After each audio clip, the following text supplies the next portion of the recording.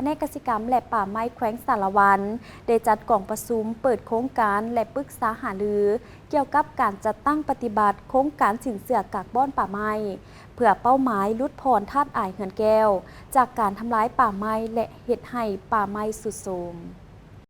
กล่องประชุมดังกล่าวได้จัดขึ้นที่แผนกเกษตรกรรมและป่าไม้แขวงโดยการเข้าร่วมเป็นประธานของท่านวังประเสริฐบุญเอื้อวงศาห้องหัวหน้าแผนกเกษตรกรรมและป่าไม้แขวงสารวันห้องศาสตราจารย์ปริญญาเอกทุมทรวงศ์วิสุขห้องหัวหน้ากรมป่าไม้กระทรวงเกษตรกรรมและป่าไม้ท่านหัวหน้าห้องหัวหน้าแผนกการที่เกี่ยวข้องห้องหัวหน้าแผนกเกษตรกรรมและป่าไม้แขวงเซกองและแขวงอัตตปือพร้อมด้วยกรมป่าไม้และบริษัทเข้าร่วมท่านไซเศรษฐาศรีบุญเฮืองประธานบริษัทกรีนซินเนจีจำกัดผู้เดียวได้รายงานให้ฮู้เกี่ยวกับบริษัทกรีนซินเนจีแม่นได้สร้างตั้งในปี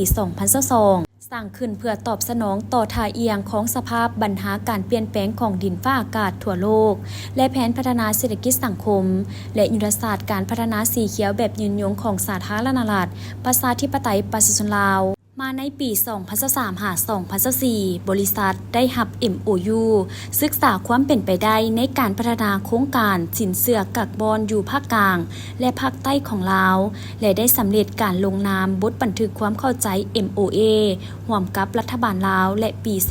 2025 ทางโครงการได้สุ่มใส่ขนขวดทุกโอกาสและความเป็นไปได้ในการขนขวายหาแหล่งทุนและคู่ร่วมจัดตั้งปฏิบัติในระดับภาคพื้นสากลเพื่อจัดตั้งปฏิบัติโครงการในระยะเริ่มต้น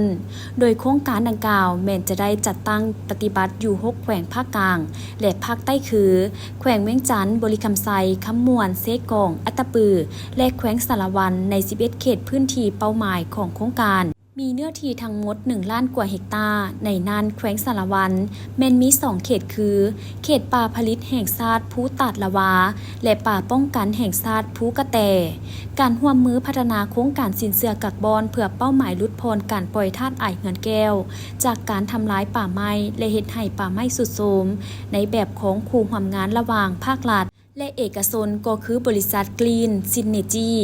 แม้นจะสร้างผลประโยชน์ให้แก่เวียกงานการคุ้มครองป่าไม้แบบยืนยงสร้างผลประโยชน์ทางเศรษฐกิจให้แก่รัฐบาลและบริษัทพร้อมทั้งเป็นการสุขยุส่งเสริมให้ประชาชนที่อยู่เขตพื้นที่เป้าหมายของโครงการ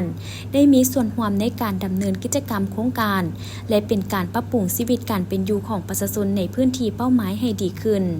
โครงการดังกล่าวเป็นคู่ร่วมงานแบบยุทธศาสตร์ระหว่างบรรดาภาคส่วนที่เกี่ยวข้องเพื่อแก้ไขการเปลี่ยนแปลงดินฟ้าอากาศส่งเสริมการคุ้มครองที่ดินแบบยืนยงและปกป้องชีวนานาพันธุ์การมีพันธสัญญาร่วมกันในการคุ้มครองสิ่งแวดล้อมและผลประโยชน์ร่วมต่อชุมชน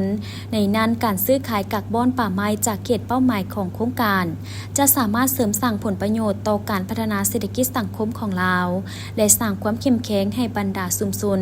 ที่นอนในเขตพื้นที่เป้าหมายโครงการอีกจากนั้นผู้เข้าร่วมกองประชุมก็ได้ร่วมกันประกอบคำเห็นปรึกษาหารือแผนการจัดตั้งปฏิบัติเวียกงานดังกล่าวในต่อหน้าให้มีผลสำเร็จ